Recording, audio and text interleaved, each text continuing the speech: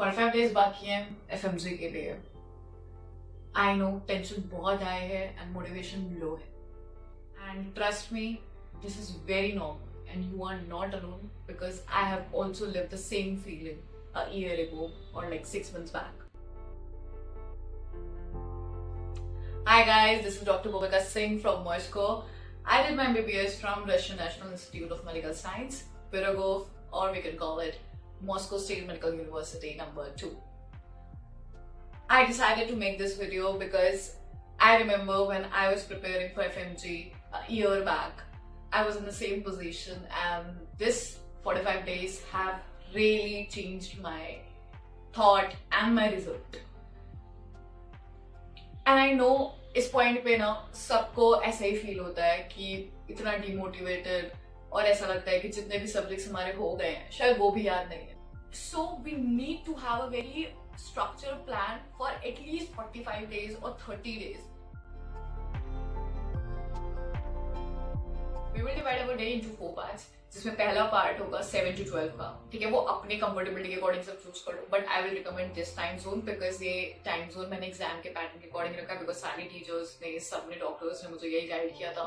Try to adapt your body and mind exam time के according because 30 days बचे हैं, 45 days बचे हैं and you really need time कि आप उसी स्केड्यूल में ढल जाओ जो एक रिक्वायर्ड एग्जाम के लिए. ठीक है, सो हम फर्स्ट हाफ में अपने वीकर सब्जेक्ट पिक करेंगे बिकॉज सुबह आपका माइंड फ्रेश होता है, यू कैन लर्न क्विकली. सो हम सबसे अपना वीकर सब्जेक्ट लेंगे, उसको मैक्सिमम टाइम. फॉर एग्जाम्पल मैं सर्जरी ले रही हूँ, ठीक है, सो उस हिसाब से आप करेंगे.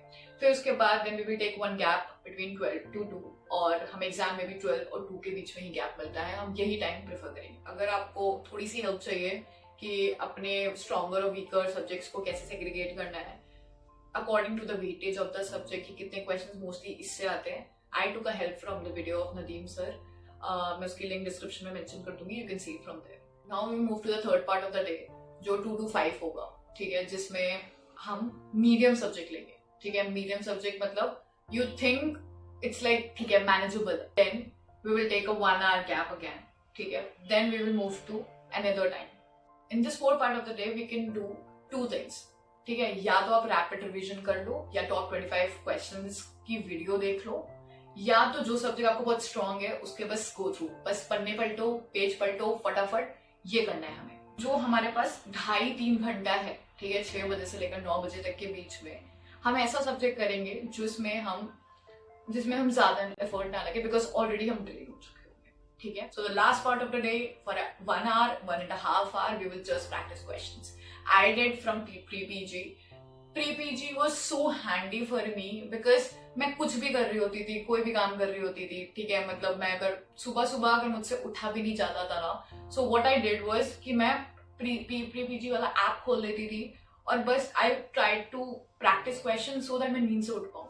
I know waking up is hard, so this was one of my techniques to wake up. That सुबह उठ के प्री-पीजी का ऐप खोलो एंड स्टार्ट डूइंग क्वेश्चंस. कोई भी सब्जेक्ट को जो आपको पसंद है, नहीं पसंद है, वीक है.